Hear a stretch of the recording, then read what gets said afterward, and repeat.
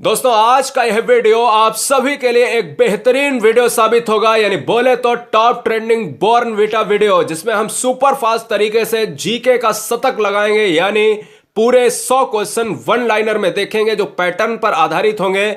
आपके एग्जाम के लिए एनसीईआरटी बेस्ड पर यह क्वेश्चन यहां पर हम कराएंगे। और याद रखिएगा, इस वीडियो को देखने से पहले हर शेर, हर शेरनी, हर बहन, हर भाई एक साइलेंट वातावरण देख लें और वहां पर बैठ के इन क्वेश्चंस को तोड़ दीजिएगा। एग्जाम में बहुत बार ये क्वेश्चन रिपीट होते हैं। यदि पहली बार है तो सब्सक्राइब तभी करें जब आपके कंटेंट आपके एग्जाम के लिए जबरदस्त हो। वंदे मातरम दोस्तों, आपके परिवारों को, माता पिता को मेरा जय हिंद। चलिए स्टार्ट करते हैं एक बेहतरीन वीडियो जबरदस्त तरीके से। एंजॉय करिए। आज का जो पहला प्रश्न है, स्वतंत्रता मेरा जन्मसिद्ध अधिकार है और मैं इसे लेकर रहूंगा, ये किसने कहा था? तो ध्यान दीजिएगा, स्वतंत्रता मेरा जन्मसिद्ध अधिकार है लोकमान्य तिलक के द्वारा कहा गया था। चलिए बढ़ते हैं अगले प्रश्न की तरफ। भारतीय वन सर्वेक्षण का मुख्यालय कहाँ है? तो भारतीय वन सर्वेक्षण का जो मुख्यालय है वो देहरादून में है। चलिए बढ़ते हैं अगले प्रश्न की तरफ। भारत में चंदन की लकड़ी के वन सबसे अधिक कहाँ पाए जाते हैं? ये प्रश्न आपके लिए बहुत ही इंपॉर्टेंट है दोस्तों, क्योंकि ये कई बार एग्जाम में रिपीट भी हो चुका है। तो भारत में चंदन लकड़ी वन जो है सबसे अधिक पाया जाता है कर्नाटक प्रदेश में। चलिए बढ़ते हैं अगले प्रश्न की तरफ। नोबेल पुरस्कार प्राप्त करने वाले प्रथम भारतीय कौन थे? तो जो नोबेल पुरस्कार है भारत में प्रथम बार प्राप्त करने वाले जो व्यक्ति थे वो थे रविन्द्रनाथ टैगोर। चलिए बढ़ते हैं नेक्स्ट प्रश्न की तरफ। कौन सा राज्य भारत के सबसे पूर्वी भाग पर स्थित है? तो भारत के सबसे पूर्वी भाग पर जो प्रदेश है वो है अरुणाचल प्रदेश। चलिए बढ़ते हैं अगले प्रश्न की तरफ। चीनी यात्री फाहियान किसके काल में भारत आया था? तो चीनी यात्री जो था दोस्तों वो विक्रमादित्य के समय काल में भारत आया था। चलिए बढ़ते हैं नेक्स्ट प्रश्न की तरफ। किस स्थान पर महात्मा बुद्ध ने ज्ञान प्राप्त किया था? तो देखिएगा, महात्मा बुद्ध जो है गया में ज्ञान प्राप्त किए थे। चलिए बढ़ते हैं अगले प्रश्न की तरफ।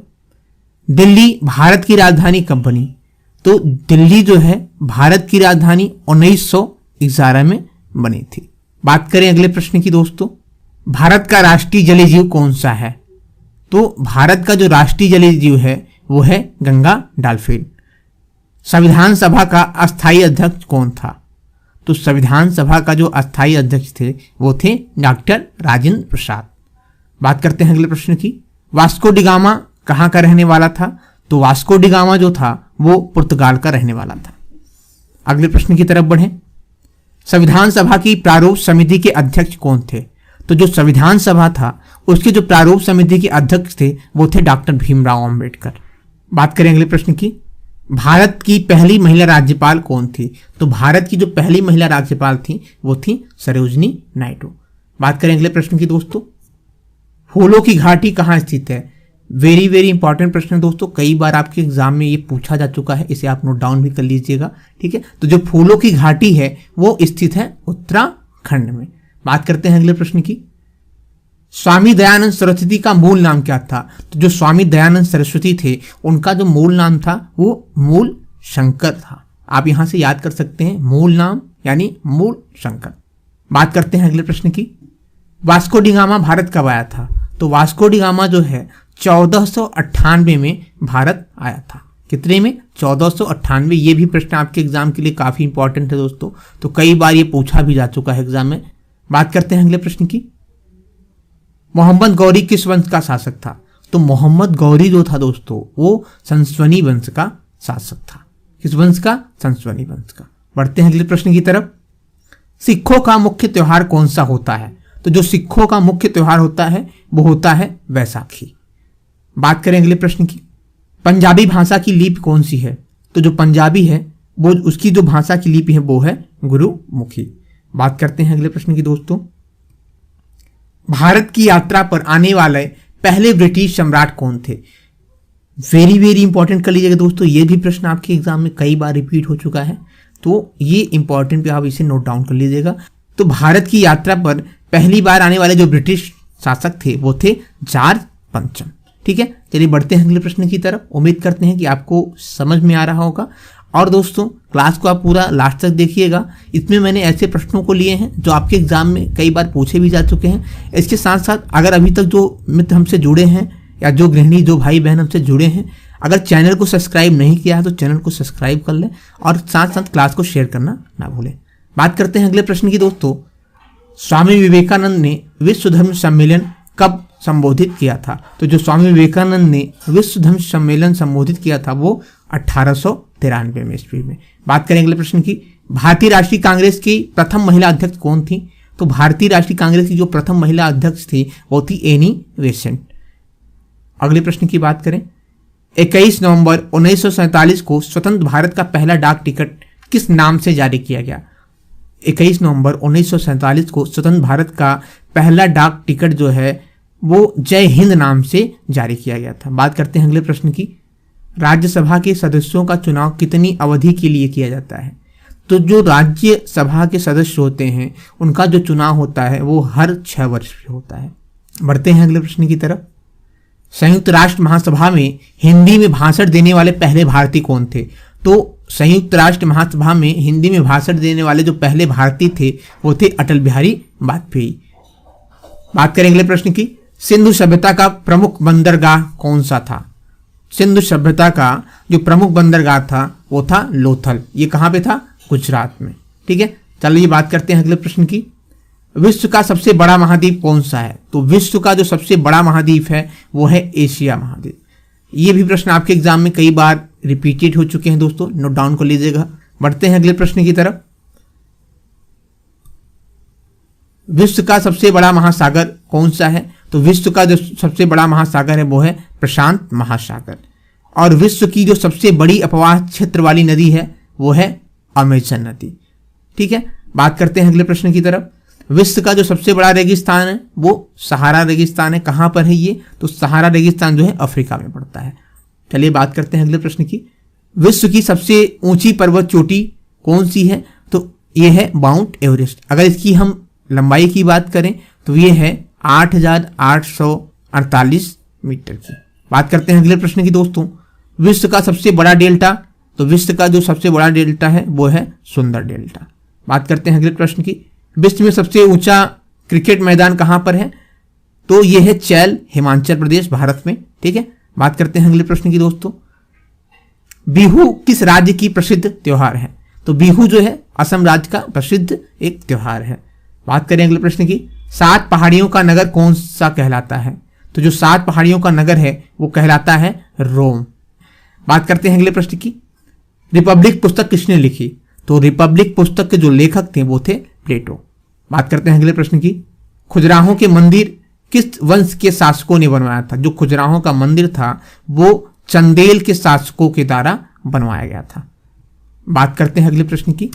अजंता और एलोरा की गुफाएं कहाँ हैं? ये हैं औरंगाबाद, महाराष्ट्र में। बात करते हैं अगले प्रश्न की दोस्तों। तो 22वें संविधान संशोधन द्वारा कौन से 2 शब्द प्रस्तावना में जोड़े गए थे? वेरी वेरी इंपॉर्टेंट है दोस्तों, कई बार ये एग्जाम में पूछा जा चुका है, तो इसे आप नोट डाउन कर लीजिएगा इंपॉर्टेंट में। तो भारत के 42वें संविधान संशोधन में जो 2 शब्द प्रस्तावना में जोड़े गए थे वो थे धर्मनिरपेक्ष और समाजवादी। चलिए बढ़ते हैं अगले प्रश्न की तरफ दोस्तों। जिम कॉर्बेट नेशनल पार्क कहाँ पर स्थित है? तो जो जिम कॉर्बेट नेशनल पार्क है वो है नैनीताल में, उत्तराखंड में। बात करते हैं अगले प्रश्न की। भारत की सर्वाधिक महत्वपूर्ण मिट्टी कौन सी है? तो भारत की जो सर्वाधिक महत्वपूर्ण मिट्टी है वो है जलोढ़ मिट्टी। बात करते हैं अगले प्रश्न की। छोटा नागपुर पठार की सबसे ऊंची पर्वत चोटी कौन सी है? तो जो छोटा नागपुर पठार की सबसे ऊंची पर्वत चोटी है वो है पारसनाथ पर्वत चोटी। बात करते हैं अगले प्रश्न की। इलेक्ट्रॉन की खोज किसने की थी? तो इलेक्ट्रॉन की जो खोज थी वो जे थॉमसन ने की थी। बढ़ते हैं अगले प्रश्न की तरफ दोस्तों। परमाणु बम का आविष्कार किसने किया था? ये भी प्रश्न आप नोट डाउन कर लीजिएगा, कई बार एग्जाम में पूछा भी जा चुका है दोस्तों। तो परमाणु बम का जो है आविष्कार ये किए थे ऑटो हॉर्न ने। चलिए बढ़ते हैं अगले प्रश्न की तरफ। भारतीय प्रायद्वीप का नाम क्या है? तो भारतीय प्रायद्वीप का जो नाम है वो है दक्कन का पठार। ठीक है, ये भी आपके एग्जाम में इंपॉर्टेंट कर लीजिएगा, कई बार एग्जाम में पूछा भी जा चुका है। बढ़ते हैं अगले प्रश्न की तरफ। भारत में पशुओं का सबसे बड़ा मेला कहाँ लगता है? तो भारत में पशुओं का जो सबसे बड़ा मेला लगता है वो सोनपुर में लगता है, और ये सोनपुर कहाँ पे है? ये बिहार में है। चलिए बात करते हैं अगले प्रश्न में। विश्व व्यापार संगठन का मुख्यालय कहाँ पे है? तो विश्व व्यापार संगठन का जो मुख्यालय है वो जेनेवा में है। ये कहाँ पड़ता है? ये स्विट्जरलैंड में है। बात करते हैं अगले प्रश्न की। केरल के तट को क्या कहते हैं? तो केरल का जो तट है उसे मालाबार तट कहते हैं। बात करते हैं अगले प्रश्न की। रेगुलेटिंग एक्ट कब लागू हुआ? तो रेगुलेटिंग एक्ट जो है दोस्तों 1773 में लागू हुआ। बात करते हैं अगले प्रश्न की। भारत के पश्चिम तट पर कौन सा सागर है? तो भारत के जो पश्चिमी तट है वो अरब सागर है। ये भी प्रश्न आपके एग्जाम के लिए काफी इंपॉर्टेंट है। अगर अभी तक आपने चैनल को सब्सक्राइब नहीं किया है तो चैनल को सब्सक्राइब कर लें और इसके साथ साथ लाइक और शेयर करना ना भूलें। बढ़ते हैं अगले प्रश्न की तरफ दोस्तों। जन गण मन को संविधान सभा ने राष्ट्रगान कब घोषित किया? जन गण मन को जो है संविधान सभा के द्वारा 24 जनवरी 1950 को राष्ट्रगान के रूप में घोषित किया गया है। बढ़ते हैं अगले प्रश्न की तरफ। सिकंदर ने भारत पर कब आक्रमण किया? तो सिकंदर ने भारत पर 326 बीसी में आक्रमण किया था। ये भी प्रश्न आपके एग्जाम के लिए बहुत इंपॉर्टेंट है, ये रिपीटेड क्वेश्चन है दोस्तों। बढ़ते हैं अगले प्रश्न की तरफ। भारत का राष्ट्रगान सबसे पहले कब गाया गया? तो भारत का जो राष्ट्रगान है वो 1911 में कांग्रेस के कोलकाता अधिवेशन में गाया गया। इसको भी आप इंपॉर्टेंट में नोट डाउन कर लीजिएगा। बढ़ते हैं अगले प्रश्न की तरफ। ग्लोब पर कुल अक्षांश रेखाओं की संख्या है? तो ग्लोब पर कुल अक्षांश जो रेखाएं हैं वो हैं 181। बढ़ते हैं अगले प्रश्न की तरफ दोस्तों। संसार में मीठे पानी की सबसे बड़ी झील कौन सी है? तो संसार में मीठे पानी का जो सबसे बड़ी झील है वो है सुपीरियर झील। बढ़ते हैं अगले प्रश्न की तरफ। शिवाजी के मंत्रिमंडल का नाम क्या था? तो शिवाजी के जो मंत्रिमंडल था उसका नाम था अष्टप्रधान। ठीक है, अष्टप्रधान याद रखिएगा दोस्तों। शिवाजी का जो मंत्रिमंडल था उसका नाम अष्टप्रधान था। बात करते हैं अगले प्रश्न की। भारत के किस द्वीप में सक्रिय ज्वालामुखी है? तो भारत के जो है वैरन, ठीक है, वैरन द्वीप में सक्रिय ज्वालामुखी है। बात करते हैं अगले प्रश्न की। भारत की प्राचीनतम पर्वत श्रृंखला कौन सी है? तो भारत की जो प्राचीनतम पर्वत श्रृंखला है वो है अरावली पर्वत श्रृंखला। बात करते हैं अगले प्रश्न की। 21 दिसंबर को सूर्य ठीक किस रेखा के ऊपर होता है? तो 21 दिसंबर को जो सूर्य होता है वो मकर रेखा के ऊपर होता है। बात करते हैं अगले प्रश्न की। किस ग्रह को जल ग्रह अथवा नीला ग्रह कहा जाता है? तो जो है जल ग्रह और नीला ग्रह जो है दोस्तों वो किसे कहा जाता है? पृथ्वी को। बात करें अगले प्रश्न की दोस्तों। कौन सा महासागर पृथ्वी का 1/3 भाग घेरता है? तो प्रशांत महासागर जो है पृथ्वी का 1/3 भाग घेरता है। बढ़ते हैं अगले प्रश्न की तरफ। जून सितंबर के दौरान होने वाली फसलें को क्या कहलाती हैं? तो जो जून और सितंबर के दौरान जो फसलें होती हैं उन्हें क्या कहते हैं? खरीफ फसल। ठीक है, बात करते हैं अगले प्रश्न की। भारत श्रीलंका के बीच कौन सी खाड़ी है? तो भारत और श्रीलंका के बीच मन्नार की खाड़ी है। बात करते हैं अगले प्रश्न की। ऑस्कर पुरस्कार का संबंध किस क्षेत्र से है? तो ऑस्कर पुरस्कार का जो संबंध है वो है फिल्म क्षेत्र से। बढ़ते हैं अगले प्रश्न की तरफ। झीलों की नगरी कौन सा शहर कहलाती है? तो झीलों की नगरी जो है वो कहलाती है उदयपुर, राजस्थान में ये स्थित है दोस्तों। बात करते हैं अगले प्रश्न की। उड़न परी किसे पुकारा जाता है? तो उड़न परी जो है दोस्तों ध्यान दीजिएगा, ये भी आपके एग्जाम में कई बार पूछा जा चुका है। तो उड़न परी जो पुकारा जाता है वो पीटी उषा को पुकारा जाता है। बात करते हैं अगले प्रश्न की। शिक्षा दिवस कब मनाया जाता है? तो हर वर्ष जो है दोस्तों 11 नवंबर को शिक्षा दिवस के रूप में मनाया जाता है। बात करते हैं अगले प्रश्न की। अमरकंटक किस नदी का उद्गम स्थल है? तो अमरकंटक जो है दोस्तों वो नर्मदा नदी का उद्गम स्थल है। बढ़ते हैं अगले प्रश्न की तरफ। उपराष्ट्रपति का चुनाव कौन करता है? तो उपराष्ट्रपति का जो चुनाव होता है वो संसद के सदस्यों के द्वारा किया जाता है। बढ़ते हैं अगले प्रश्न की तरफ दोस्तों। राष्ट्रीय मतदाता दिवस कब मनाया जाता है? तो राष्ट्रीय मतदाता दिवस 25 जनवरी को मनाया जाता है। अगर दोस्तों आप हमसे नए जुड़े हैं, अगर अभी तक चैनल को सब्सक्राइब नहीं किया है तो चैनल को सब्सक्राइब कर लें, शेयर कर दें और इसके साथ साथ वीडियो को आप लास्ट तक देखें। और लास्ट में वीडियो देखने के बाद आप कमेंट बॉक्स में ये जरूर बताएं कि आपको क्लास कैसी लगी। अगर आपको कोई प्रश्न पूछना है तो कमेंट बॉक्स में जाकर आप प्रश्न को पूछ सकते हैं। बढ़ते हैं अगले प्रश्न की तरफ। श्रीनगर की स्थापना किसने की? तो जो श्रीनगर था उसका स्थापना जो है अशोक के द्वारा किया गया था। बढ़ते हैं अगले प्रश्न की तरफ। भारतीय संविधान में कितनी अनुसूचियां हैं? तो भारतीय संविधान में दोस्तों ध्यान दीजिएगा 12 अनुसूचियां हैं। ये भी प्रश्न आपके एग्जाम में कई बार रिपीट हो चुका है, इसे आप नोट डाउन में कर लीजिएगा, इंपॉर्टेंट में। बढ़ते हैं अगले प्रश्न की तरफ। जय जवान जय किसान जय विज्ञान का नारा किसने दिया था?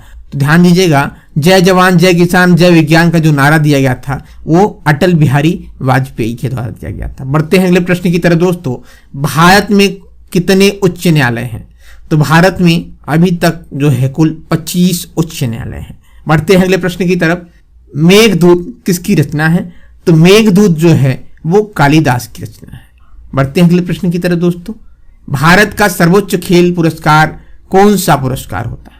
तो भारत का जो सर्वोच्च खेल पुरस्कार होता है वो राजीव गांधी खेल रत्न पुरस्कार होता है। बढ़ते हैं अगले प्रश्न की तरफ। कौन सा अभ्यारण्य एक सींग वाले गैंडों के लिए प्रसिद्ध है? तो काजीरंगा अभ्यारण्य जो है ये एक सींग वाले गैंडों के लिए प्रसिद्ध है। अगर हम काजीरंगा की बात करें तो ये कहाँ पे है? ये असम में है। बात करते हैं अगले प्रश्न की दोस्तों। किस देश की समुद्री सीमा सबसे बड़ी है? तो ध्यान दीजिएगा कनाडा जो देश है इसकी जो सीमा है समुद्री वो सबसे बड़ी है। बढ़ते हैं अगले प्रश्न की तरफ। बात करते हैं दोस्तों अगले प्रश्न की। नाथुला दर्रा किस राज्य में स्थित है? तो ये सिक्किम में स्थित है। बढ़ते हैं अगले प्रश्न की तरफ। कोलकाता किस नदी के किनारे है? तो कोलकाता जो है दोस्तों हुगली नदी के किनारे पर स्थित है। बढ़ते हैं अगले प्रश्न की तरफ। डिस्कवरी ऑफ इंडिया पुस्तक किसने लिखी है? तो जो डिस्कवरी ऑफ इंडिया पुस्तक है दोस्तों वो लिखी गई थी किसके द्वारा? जवाहरलाल नेहरू के द्वारा। ये भी प्रश्न आपके एग्जाम में पूछी जा चुके हैं कई बार, इसे भी आप नोट डाउन कर लीजिएगा इंपॉर्टेंट में। बढ़ते हैं अगले प्रश्न की तरफ। संसद का उच्च सदन कौन सा होता है? तो जो संसद का उच्च सदन होता है दोस्तों वो होता है कौन सा? राज्यसभा। बात करते हैं अगले प्रश्न की। सन 1954 में हुआ भारत चीन समझौता किस नाम से जाना जाता है? तो भारत चीन का जो समझौता हुआ था 1954 में उसे पंचशील समझौतों के नाम से जाना जाता है। बात करते हैं अगले प्रश्न की। पंचतंत्र के लेखक कौन है? यह भी प्रश्न आपके दोस्तों एग्जाम में कई बार पूछा जा चुका है, इंपॉर्टेंट में आप कर लीजिएगा नोट डाउन। और इसके साथ साथ हम फिर से कहना चाहेंगे दोस्तों, अगर क्लास आपको अच्छी लग रही है तो लास्ट में आप कमेंट बॉक्स में जरूर बताएं हमें क्लास आपको कैसी लगी। और क्लास अगर आपको अच्छी लग रही है दोस्तों क्लास को शेयर करना ना भूलें, और साथ साथ जो हमसे नए जुड़े हैं वो चैनल को सब्सक्राइब करना ना भूलें। चलिए बढ़ते हैं अगले प्रश्न की तरफ। राष्ट्रपति को शपथ कौन दिलाता है? तो जो राष्ट्रपति को शपथ दिलाते हैं वो सर्वोच्च न्यायालय के मुख्य न्यायाधीश होते हैं। बात करते हैं अगले प्रश्न की। भारत में गन्ने का सर्वाधिक उत्पादन किस राज्य में होता है? तो ध्यान दीजिएगा ये भी प्रश्न आपके एग्जाम में कई बार पूछा जा चुका है, इसे आप नोट डाउन कर लीजिएगा, ठीक है, एग्जाम में। तो भारत में गन्ने का जो सर्वाधिक उत्पादन होता है वो होता है उत्तर प्रदेश में। चलिए बढ़ते हैं अगले प्रश्न की तरफ। भारत में ब्रह्मा जी का एकमात्र मंदिर कहां पर है? तो भारत में ब्रह्मा जी का जो एकमात्र मंदिर है वो है आपके राजस्थान पुष्कर में। चलिए बढ़ते हैं अगले प्रश्न की तरफ दोस्तों। ब्रिटिश संसद के लिए चुने जाने वाले पहले भारतीय कौन थे? तो ब्रिटिश संसद के लिए चुने जाने वाले जो पहले भारतीय थे वो थे दादा भाई नौरोजी। बात करते हैं अगले प्रश्न की। योजना आयोग का अध्यक्ष कौन होता है? तो जो योजना आयोग होता है उसके जो अध्यक्ष होते हैं वो देश के प्रधानमंत्री होते हैं। बात करते हैं अगले प्रश्न की। सांची के स्तूप का निर्माण किसने करवाया था? तो जो सांची का स्तूप है इसका निर्माण अशोक के द्वारा करवाया गया था। बढ़ते हैं अगले प्रश्न की तरफ। भारतीय राष्ट्रीय कैलेंडर का पहला माह कौन सा होता है? तो भारतीय राष्ट्रीय कैलेंडर जिसे हम हिंदी माह कहते हैं वो होता है चैत्र माह। बात करते हैं अगले प्रश्न की। मिड डे मील योजना किस वर्ष शुरू की गई? तो मिड डे मील योजना जो है दोस्तों 1995 में शुरू की गई थी। बढ़ते हैं अगले प्रश्न की तरफ। गांधी जी किसे अपना राजनीतिक गुरु मानते हैं? तो गांधी जी जो है गोपाल कृष्ण गोखले को अपना राजनीतिक गुरु मानते हैं। बढ़ते हैं अगले प्रश्न की तरफ। कोणार्क का सूर्य मंदिर किस प्रदेश में स्थित है? तो कोणार्क का जो सूर्य मंदिर है वो उड़ीसा में स्थित है। बढ़ते हैं अगले प्रश्न की तरफ। झंडे को संविधान सभा ने कब राष्ट्रीय झंडे के रूप में अपनाया? तो जो झंडे हैं उसे संविधान सभा ने 22 जुलाई 1947 को राष्ट्रीय झंडे के रूप में अपनाया। ये भी प्रश्न आपके एग्जाम में दोस्तों कई बार पूछा जा चुका है, आप इसे इंपॉर्टेंट में नोट डाउन कर लीजिएगा। बढ़ते हैं अगले प्रश्न की तरफ दोस्तों। 23.5 डिग्री उत्तरी अक्षांश रेखा क्या कहलाती है? तो 23.5 डिग्री उत्तरी अक्षांश रेखा को हम कर्क रेखा के नाम से जानते हैं। बात करते हैं दोस्तों अगले प्रश्न की। सौरमंडल की खोज किसने की थी? तो सौरमंडल की जो खोज की थी वो थे कापरनिकस थे। बात करते हैं अगले प्रश्न की। जो पठार चारों ओर से पर्वतमालाओं से घिरे होते हैं वे क्या कहलाते हैं? तो देखिएगा, जो पठार चारों ओर पर्वतमालाओं से घिरे होते हैं वे अंतरा पर्वतीय पठार कहलाते हैं। बात करते हैं अगले प्रश्न की। पीर पंजाल श्रेणी कहाँ स्थित है? जो पीर पंजाल श्रेणी है वो जम्मू कश्मीर में स्थित है। और बात करते हैं आज के अंतिम प्रश्न की दोस्तों। मुस्लिम लीग ने भारत विभाजन की मांग सबसे पहले कब किया था? तो मुस्लिम लीग के द्वारा भारत विभाजन का जो मांग किया गया था वो कब किया गया था? 1940 में। उम्मीद करते हैं दोस्तों क्लास आपको अच्छी लगी होगी।